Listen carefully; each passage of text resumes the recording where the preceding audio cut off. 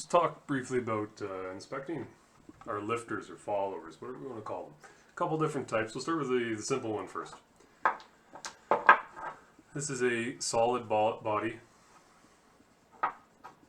straight follower or lifter. If we look in here and get it off that glare, you can actually see, it's kind of hard to see, but a circular wear pattern. These are supposed to rotate as they ride on the cam lobes. If they have just a straight pattern, they're not rotating, you have something wrong that you need to investigate. Now when we check these here, a couple checks we'll have to make. Okay, you'll have OEM specs for measuring here, out of round, probably 2 different spots. Very rarely though does this wear out and have like a minimum diameter. Not a whole lot of side thrust happening there. The other check we want to do is use the actual straight edge. Come back into focus. Use the actual straight edge on the flat bottom. Now this has to tell us something here. These need to be convex, so crowned, or at least flat. Right? We want to have it protruding or at least flat. That's going to promote it to rotate when it's on that cam lobe.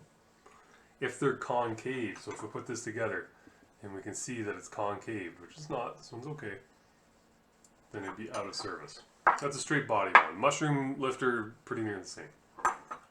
A roller lifter doesn't really have any side to side play, so it's not really going to wear out because they have to go into a locator. Now what we do need to check though is the measurement on the roller itself.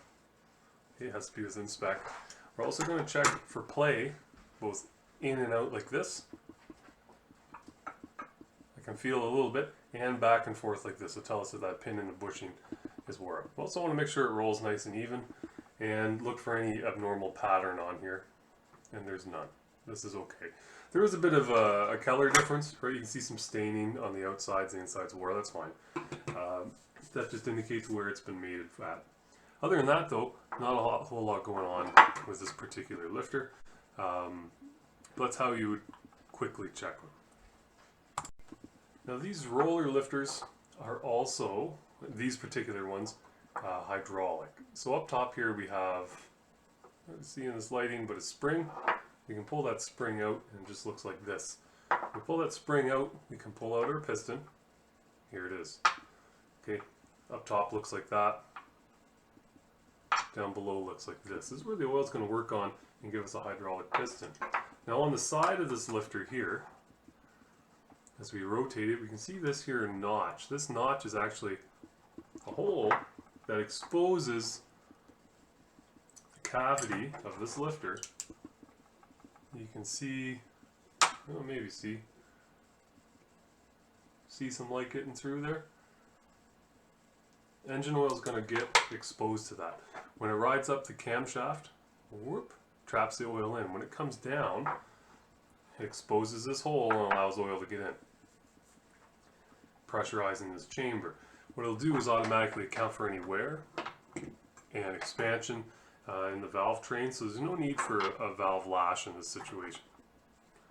Just another neat feature here.